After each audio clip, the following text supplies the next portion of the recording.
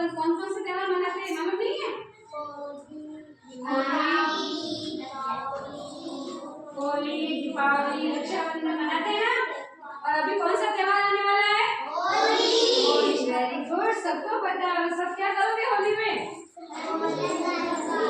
रंग लगाएंगे, होली खेलोगे, सबको गीला करोगे, मजा आएगा ना होली के अंदर। तो तुम्हें ये पता है कि होली का त्योहार क्यों मनाया जाता है? इसके पीछे कौन सी कहानी है मालूम है? मालूम है किसी को? हाँ? नहीं मालूम है? होली क्यों मनाई जाती है किसी को नहीं मालूम? हाँ?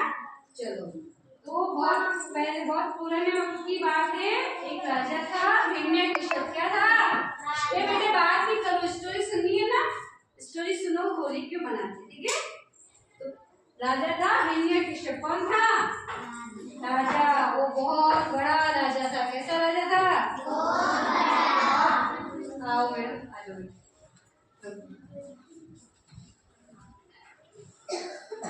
वो अपने आप को खुद को भगवान मानता था। क्या मानता था? भगवान। वो अपनी प्रजा से कहता था कि सब तुम मेरी पूजा करो। क्या कहता था? मेरी पूजा करो, मैं भगवान हूँ। मैं जैसे अपन भगवान को मानते हैं ना, जैसे माँ जी हनुमान जी सबको मानते हो, कहते वो कोई भगवान नहीं, मैं हूँ तुम्हारा भगवान। क्या कौन कहता था ऐसा? ये राजा। और राजा का नाम क्या था? हिरण्यकशिप। क्या था? और हिरण्यकशिप के एक पुत्र था पहला। क्या था? पुत्र का नाम क्या था? प्रहलाद। और वो भगवान का बहुत बड़ा भक्त। ये बात नहीं बेटा। तो जो प्रहलाद था वो भगवान का बहुत बड़ा भक्त था। वो अपने पिता की पूजा नहीं करता था, जबकि पूरी प्रजा क्या करती थी? उसके पिता की पूजा, हिरण्यकशिप की पूजा करती थी। पर वो अपने पिता की पूजा ना करता, अपने पिता की पूजा ना करके किसकी? भगवान की पूजा करता था। किसकी? भगवान की।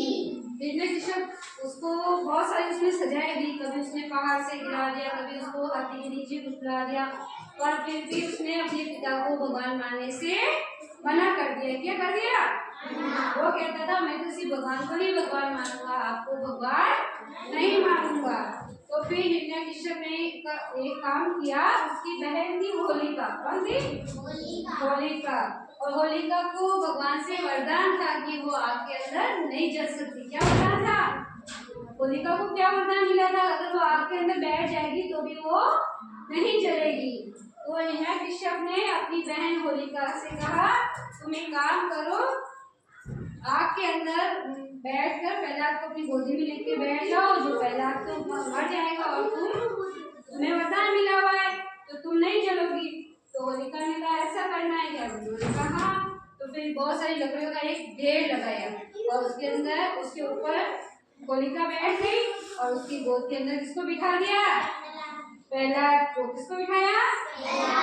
और फिर उस लकड़ियों के ढेर के अंदर क्या लगा दी? आग। क्या लगा दी? आग लगा दी। पर जब आग लगाई तो भगवान की भक्ति की वजह से भगवान को उस आग के अंदर बैठा बैठा में प्रहलाद क्या कर रहा था? अपने भगवान को याद कर रहा था, उनका स्मरण कर रहा था।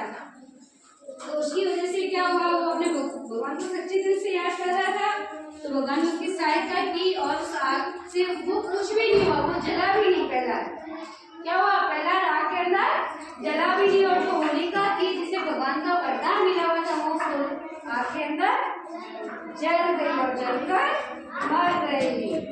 तो जबकि उसको वरदान था नहीं जलना था, पर उसने क्या किया? उसने गलत काम किया। उसको वरदान मिला था तो उसने वरदान का गलत उपयोग किया। तो एक मासूम बच्चे को जलाना चाहा तो भगवान ने क्या किया? उनका को ही जला दिया, प्रहलाद को बचा दिया। इसका मतलब क्या हुआ? बुराई पर अच्छाई की जीत हुई। अच्छाई की जीत हुई ना। होलिका बुरी थी तभी वो बच्चे को जलाना चाह रही थी और प्रहलाद अच्छा था। तो उस प्रहलाद की इसी चीज की याद में क्या बनाई जाती है? होली। होलिका जल गई थी ना, इसलिए ये होली मनाई जाती है। क्या मनाई जाती है? होली मनाई जाती है। ये बेटा बातें नहीं करो। तो फिर उसके बाद से इसी तरह से हम हर साल एक पेड़ होलिका के रूप में एक पेड़ को लगाते हैं, आग के पेड़ को लगाते हैं, फिर उसको बहुत सारी मालाएं वगैरह पहनाते हैं, उस होलिका को जलाते हैं।